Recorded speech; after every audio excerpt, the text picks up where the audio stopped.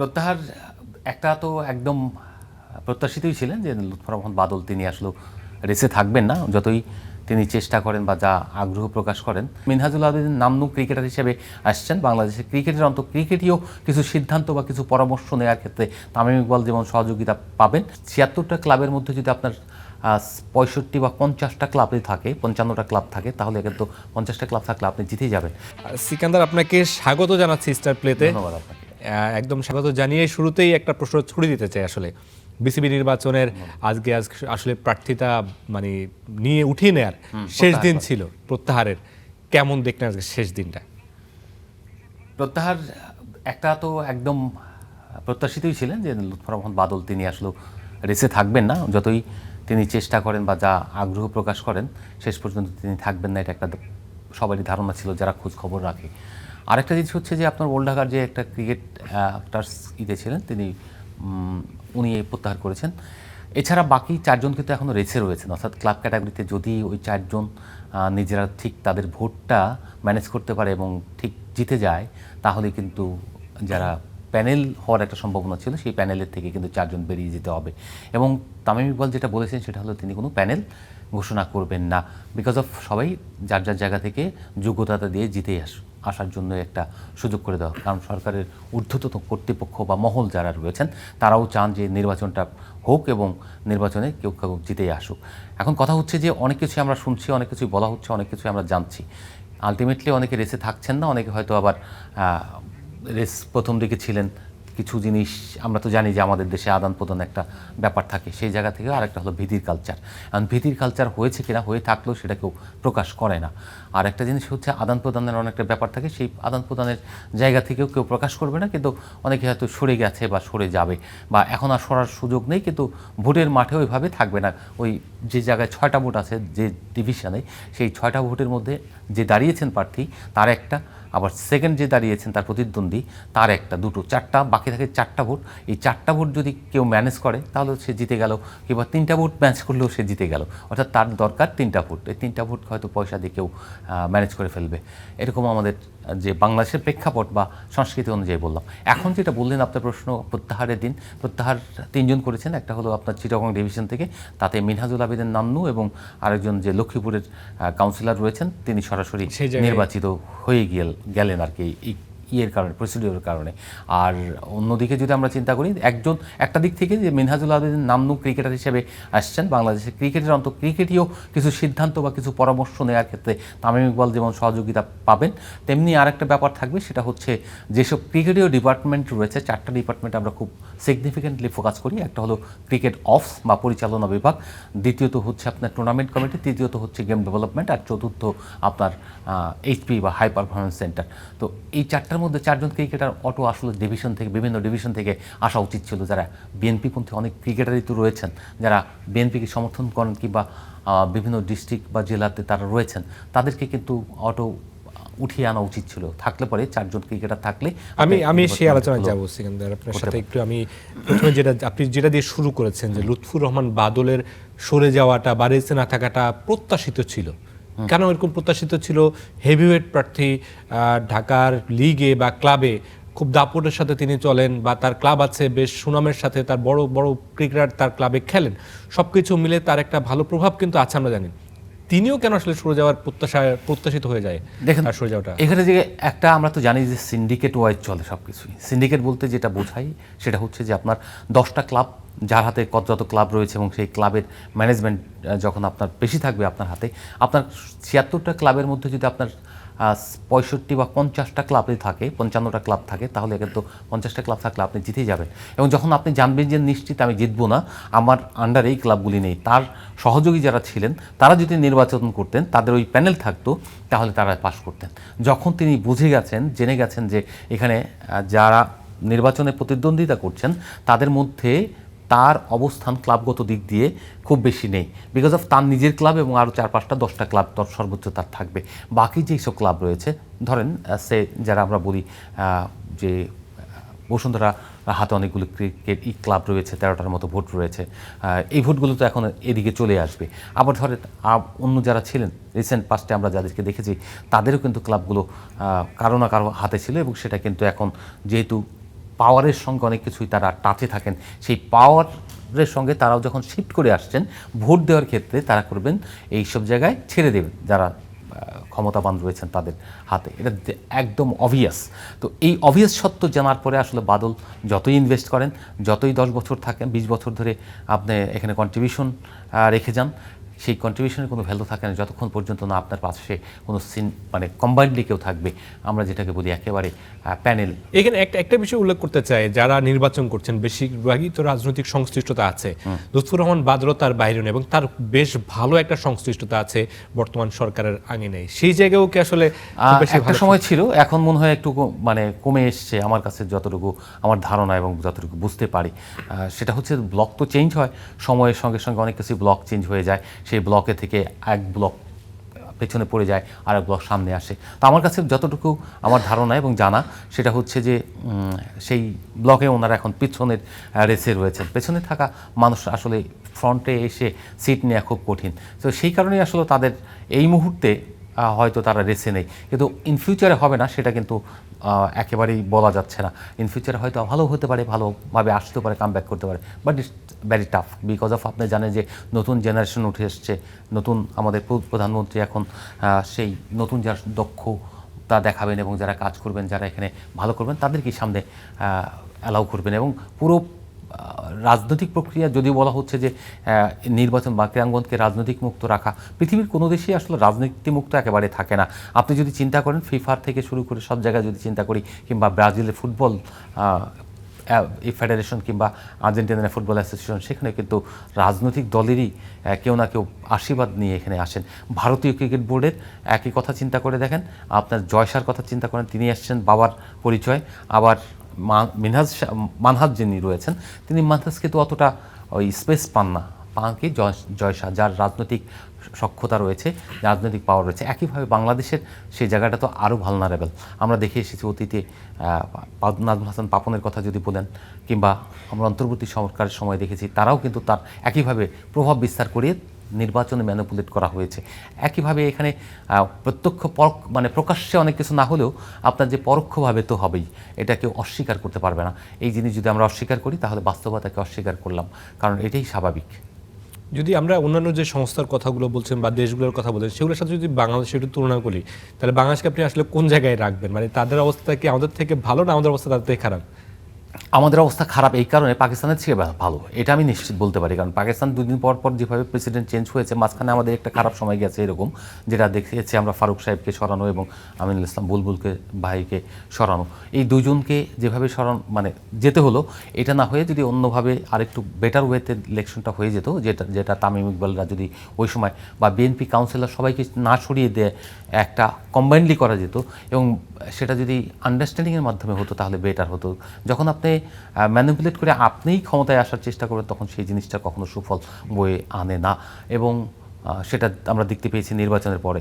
নির্বাচন যদি different result হতো তাহলে হয়তো আবার ডিফারেন্ট হতে পারতো, কিন্তু সেটা তো হবে না, সেটা বোঝাই গিয়েছিল।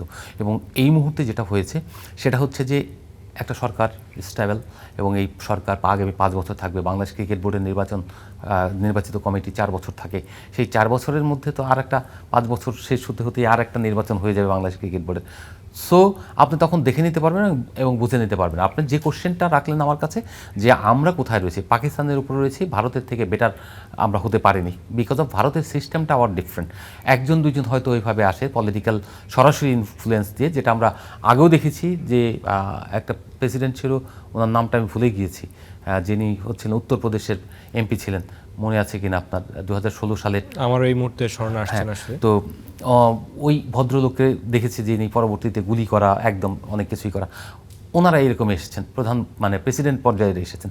বাট তাদের একটা সবচেয়ে বড় অ্যাডভান্টেজ হলো আঞ্চলিক যে তাদের রয়েছে কাঠামো, সেই কাঠামো থেকে তারা নির্বাচিত হয়ে আসেন এবং সেখানে পলিটিক্যাল ইনভলভমেন্ট থাকে, কিন্তু তারা সংগঠক, বেসিক্যালি তারা সংগঠক হওয়ার কারণেই, বা ফিনান্সার, এইটাও কিন্তু একটা সংগঠক বা ক্রিকেটার এইভাবেই আসেন।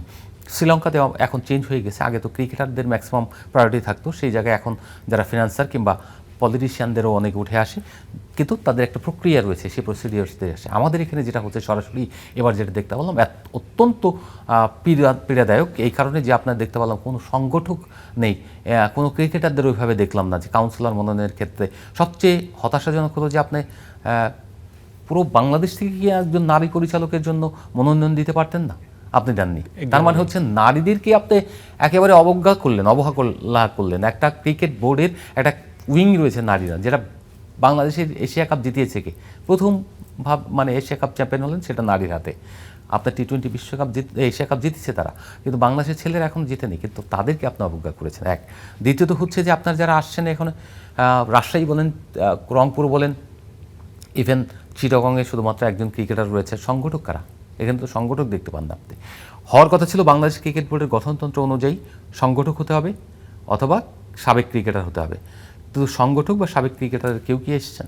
সবাই তো আমরা পলিটিক্যাল ব্যাকগ্রাউন্ড থেকে। গতকাল আমাদের শোতে এম কায়সার এসেছিলেন, সিনিয়র ক্রীড়া সাংবাদিক। তিনি বলেছেন যে তারা সবাই ক্রীড়া পছন্দ করেন, খেলা পছন্দ করেন। Very good. মানে ক্রীড়া পছন্দ করেন মানে হচ্ছে যে এখানে মনে হয় তাদেরকে আমি একটা আনসারও দিয়েছিলাম যে বাংলাদেশের 18 কোটি মানুষের মনে হয় বেশিরভাগই খেলা পছন্দ করেন, ক্রিকেট খেলা তো পছন্দ করেন। অবভিয়াসলি খেলা পছন্দ করেন এবং ক্রিকেট পছন্দ করেন, এবং তার খেলা পছন্দ করেন বলেই হয়তো আসছেন। কারণ খেলা পছন্দ না করলে তো এইটা লুক্রেটিভ জায়গা, তারা বুঝতে পেরেছেন। যদি ক্রিকেটটা না পছন্দ করতেন তাহলে বুঝতে পারতেন না যে ইটস এ বিউটিফুল প্লেস, এখানে গেলে আমার নাম হবে, মিডিয়ার সামনে আসা যাবে, এটা বুঝতে পারছেন।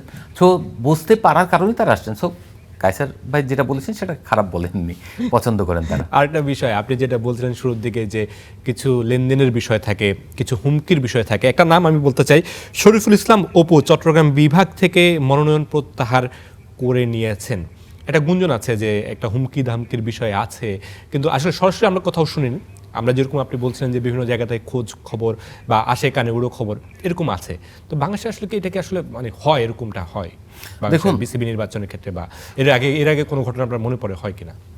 হুমকি ধামকির বিষয়টা হচ্ছে কি, প্রকাশ্যে আমরা তো দেখেছি যে প্রকাশ্যেই বিরোধিতা হয়েছে, কিন্তু সেটা হচ্ছে একটা ডিবেটিং বিরোধিতা। কিন্তু তুলে আনা, হুমকি ধামকি দেওয়া কিংবা মেরে ফেলবো, কেড়ে ফেলবো, এরকম কোনো কিছু আমরা কখনোই দেখিনি। কিংবা অনেক অভিযোগ উঠেছে কিন্তু কেউ প্রমাণ করতে পারেনি। এবারও এই বিষয়টা যদি কোনো জায়গা থেকে অভিযোগ এসে থাকে বা তিনি বলে থাকেন, সেটা কিন্তু প্রকাশ্যে বলেননি।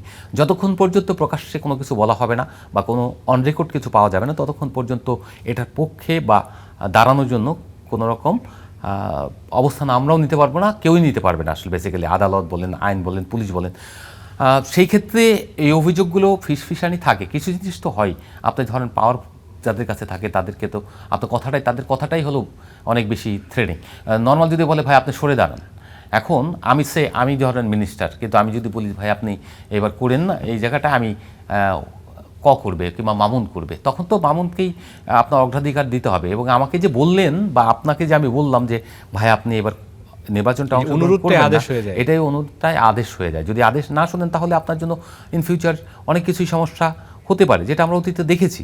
মানে কি, আগের সরকার যদি কোনো কেউ যদি বিদ্রোহী করে হয়ে গিয়েছে তখন এরকম করেছে না, তাকে শাস্তিটা কীভাবে দিয়েছে অনেকেই তো দেখেছি। আগের নির্বাচন যেটা হয়েছে তখন কারো বাসার সামনে সকালবেলা সিআইডি থেকে শুরু করে পুলিশের বিভিন্ন গাড়ি বহর মাহবুবুল্লাহ নামের বাসার সামনে জড়ো করেছিল তো না, তাকে এরকম ঘটনা ঘটিয়েছেন। তারপরে আমরা দেখেছি পাপ্পু সাহেবকে তো জেলে পাঠিয়ে দেওয়া হয়েছিল, সেটা তো একটা ঘটনা ঘটেছে, যদিও তুলে নেওয়ার অভিযোগ অনেক কিছু হয়েছে।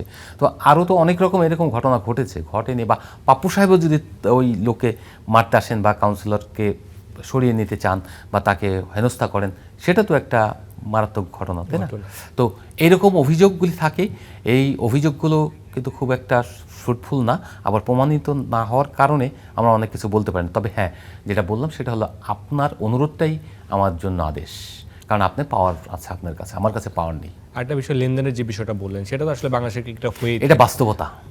লেনদেন কতভাবে হতে পারে, অনেকভাবে হতে পারে। ভাই আপনি যখন আসবেন আপনার ক্লাবকে আমি কিছু ডোনেশন করে দিয়ে দেবো, ঠিক আছে, আপনার ক্লাবকে দেবো কিংবা আপনার জেলা ক্রীড়া সংস্থাকে দেবো, কিন্তু কিংবা আপনার এটা ইতিবাচকভাবে দেখছে। আমি যে পকেট ভারী করছি তা না, এরকম পকেট ভারী করে না তাও না, অনেকেই তো আসে। অনেকে ধরেন আপনার এখানে অনেক কিছু কাজ করার জন্য অনেক পরিচালক হবেন, অনেক এখানে ব্যবসা আছে ক্রিকেটে, স্পোর্টসের, এখানে লুক্রেটিভ তার ব্যবসাটাকেই করবে, গুডউইল ডেভেলপমেন্ট করা, গুডউইল বিজনেস এটাকে বলে, ঠিক আছে। আপনি এখানে ইনভেস্ট করেছেন মানে কি, আপনার অনেক যারা ক্লাব থেকে কাউন্সিলর হন বা পরিচালক হন তাদেরকে তো কোটি কোটি টাকা বেরিয়ে যায় প্রতি বছর।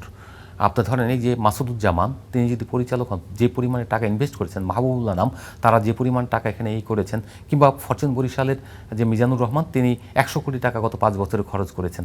এই 100 কোটি টাকা তার পরিচিতি এনে দিয়েছে, তার গুডউইল বাড়িয়েছে, কিন্তু তার তো ইনভেস্টমেন্ট রয়েছে, কিন্তু কতজন করে? এইরকম যেমন আছেন, আবার কেউ কেউ আছেন এখানে থেকে এসে হ্যান্ড টু মাউথ আসেন এবং আসার পরে কোনো না কোনোভাবে কাউকে ধরে ছত্রছায়ায় অনেক রকম বিজনেস থাকে, অনেক রকম সুযোগ সুবিধা থাকে, সেইগুলি তারা নেওয়ার চেষ্টা করেন, সরাসরি না হলে পরোক্ষভাবে। আমার লোক কাজ করবে, আমরা তো দেখেছি কাজ বাটোয়ারা নিয়েই তো ধরেন আপনার গত বোর্ডে দেওয়া নেওয়া ঝামেলা তৈরি হয়েছিল বোধহয় আগে, তখন ফারুক ভাইকে সরেও যেতে হলো, যে কারণে যে ফারুক ভাইকে সরিয়ে দেওয়া হয়েছে কেন, তার পছন্দের লোককে কাজ দেওয়া হয়নি বলে।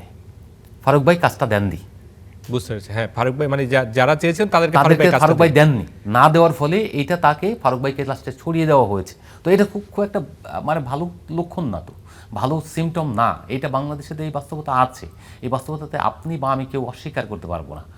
এই বাস্তবতা সমস্ত ক্ষেত্রেই আছে। আমরা যদি বলি যে বাংলাদেশ ফেরেশতা হয়ে গেছে এখন সবাই, তাহলে ফেরেশতারা মাইন্ড করবেন, তাহলে আল্লাহ বলবেন একই অবস্থা, তাই না? এইরকম না। তো সব আমাদের দেশটা হলো third world country, third world কান্ট্রিকে এরকম থাকবে। পুতিনরাই যেখানে আপনার ওখানে স্বৈরাচারিত্ব করেন, ওখানে ইঞ্জেকশন দিয়ে এই কী বলে ওই এটি বলে কি শক্তিবর্ধক ওষুধ দিয়ে অলিম্পিকে পাঠিয়ে দিতেন ছেলে মেয়েদেরকে। চায়নাতে আমরা দেখেছি যে আবর্ষণ করিয়ে মেয়েদেরকে মেদকম ঝরিয়ে তারপরে সুইমিংয়ে পাঠিয়ে দিতেন মেডেল পাওয়ার জন্য। তো অনৈতিক অনেক কিছুই তো হয় বাংলাদেশ। তো সব এই জায়গায় আমরা বাংলাদেশে এইসব হবে না, এটা তো আপনার না। একটা বিষয় খুব ইন্টারেস্টিং, সেটা হচ্ছে তামিম ইকবাল খান খুব প্রশংসা করাচ্ছেন। তার অ্যাডহক কমিটির অধীনেই আসলে এই নির্বাচনের সব কার্যক্রম এখনো পর্যন্ত হচ্ছে, যেহেতু তারা পদত্যাগ করেননি। তামিম ইকবালের অধীনে এই যে রাজনৈতিক সংশ্লিষ্টতা বা এই যে সমালোচনা উঠেছে, এর দায় কি শুধুমাত্র তামিম ইকবালের উপর বর্তায়? তামিম ইকবাল কি আসলে এখানে মেইন প্লেয়ার, নাকি তামিম ইকবালের আশপাশে যারা আছেন বা অন্য কেউ আসলে এই জিনিসগুলো পরিচালনা করছেন? দেখুন, এইসব জায়গায় যদি আপনাকে ফাইট দিতে হয়, লড়াই করতে হয়, তাহলে আপনাকে পলিটিক্যাল হতে হবে প্রথমত। আমরা যতগুলি দেখেছি, সেই সাবের হোসেন কিংবা তারও আগের সময়গুলি থেকে শুরু করে আমরা লবি ভাইকে দেখেছি, তার পরবর্তীতে আমরা দেখেছি যে কামাল সাহেব, তারপরে দেখেছি আমরা কাকে, পাপন সাহেবকে। এবং পাপন সাহেব পরবর্তীতে যারা নন পলিটিক্যালে এসেছেন, ক্রিকেটারের দুজন, এবং তারা কিন্তু টিকতে পারেননি কোনোভাবেই। এখন বিষয়টা হচ্ছে সরাসরি পলিটিক্যাল কানেকশন না থাকলে ব্লেসিংস থাকতে হবে। যদি ব্লেসিংস থাকে তাহলে আপনি টিকতে পারবেন। তামিমের উপরে একটা ব্লেসিংস রয়েছে, কিন্তু তামিমের সব কিছু কন্ট্রোল নেই, বিকজ অফ পলিটিক্যাল প্রেশারটা রয়েছে। যারা এখানে পলিটিশিয়ান, যারা সংসদ সদস্য কিংবা মন্ত্রী রয়েছেন, তাদের কথার বাইরে কেউ যেতে পারবে না। তারা যখন বলবেন যে এই ছেলে যাবে, এই যেতে চায়, যখন বাবার কাছে ছেলে আবদার করবে আমি এখানে যাব, ব্যবস্থা করে দাও, তখন কিন্তু তামিম ইকবাল কন্ট্রোল করতে পারবে না। তামিম ইকবালের উপর হিউজ প্রেশার রয়েছে, এবং সেই প্রেশার তিনি সামলে এখনও যে এত সামলাতে পারছেন, এটাও আমার কাছে বিস্ময়কর মনে হয়। এই কারণে যে কারণ আপনি দেখছেন ডিভিশন ডিস্ট্রিক্টের এখানে তামিম ইকবাল সরাসরি কন্ট্রোল করতে পারবে না, বিকজ অফ এটা আসে কোত্থেকে, ওই সব অঞ্চল থেকে কারা নিয়ে এনএসসির মাধ্যমে ওখানে ঠিক হয়, বা মন্ত্রণালয় থেকে ঠিক করে। কারণ কারা ভোট দিবে না, ওই ডিভিশনের 6টা ডিস্ট্রিক্টের যে কাউন্সিলর হয় তারা ভোট দিয়ে বা তারা কন্ট্রোল করে ওখান থেকে আসেন। তামিম ইকবাল যদি নির্বাচিত হন, তাহলে তো হচ্ছে ধরেন 25 জনের একটা পরিচালক পর্ষদ পাচ্ছেন, এবং সেই পর্ষদের বেশিরভাগই রাজনৈতিক সংশ্লিষ্টতা। তাহলে কি তামিম ইকবালের আগামী 4 বছর যে পথ চলাটা, সেটা আসলে সহজ হবে না, আর বেশি কঠিন হবে এখনকার থেকে? কঠিন একটাকে চ্যালেঞ্জ তো তাকে পোহাতে হবে, চ্যালেঞ্জের মুখোমুখি বারবার হতে হবে। কারণ যারা আসবেন তারা যখন ক্রিকেটটা বা সাংগঠনিক দক্ষতা অর্জন করে ফেলবেন 1-2 বছরের মধ্যে, তখন অনেক ব্যাপারগুলিতেই তারা ওখানে ক্ষমতা দেখানোর চেষ্টা করবেন, এটা অবধারিত। তার পরবর্তীতে একটা জিনিস হচ্ছে যে তামিম স্মার্ট ছেলে। আমরা যতটুকু মনে হয়েছিল যে সংগঠক হিসাবে তিনি কেমন হবেন না হবেন, তার সঙ্গে অনেক আলোচনা বা তিনি যখন কথা বলতেন তখন বোঝা যেত তার ভিতরে ওই সেন্সগুলো গ্রো করেছে যে তিনি কিভাবে একটা প্রতিষ্ঠান চালাতে হয়, ক্রিকেটটা কীভাবে চালাতে হয়, বিকজ অফ তিনি অনেক বেশি এইগুলি থিঙ্কিং করেন। তার ইন্টারন্যাশনাল কানেকশন অনেক বেশি হাই, প্লেয়ার্স প্লাস বিভিন্ন বোর্ডের কর্মকর্তাদের সঙ্গে। সো সেই জায়গা থেকে তামিম ইকবাল হয়তো আন্তর্জাতিক কমিউনিকেশনের কারণে এদের থেকে অনেক বেশি এগিয়ে থাকবেন, এবং তার সবচেয়ে বড় ব্র্যান্ড হলো তিনি একজন ইন্টারন্যাশনাল ক্রিকেটার এবং এই দেশের অন্যতম সেরা। বুঝতে পেরেছি। সেখানে আমাদের আসলে সময় শেষ হয়ে এসেছে, আপনাকে ধন্যবাদ দিতে হচ্ছে। আজকের মতো আলোচনা এখানে শেষ করতে হচ্ছে। অসংখ্য ধন্যবাদ আমার সাথে যোগ দেওয়ার জন্য। ধন্যবাদ।